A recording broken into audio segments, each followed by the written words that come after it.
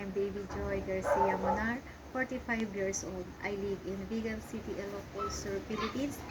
I have 4 kids, married. I want to apply again to work abroad for our family future because as of now our salary and farm is not enough already for us. I'm the breadwinner of our family.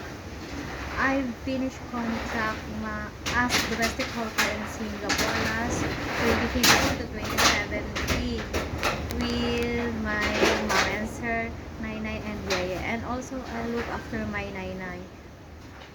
I can also take care of a kid and sing a song for them like A B C D E F G H I J K L M N O P Q R S T U V W X Y and Z. That's all. Thank you.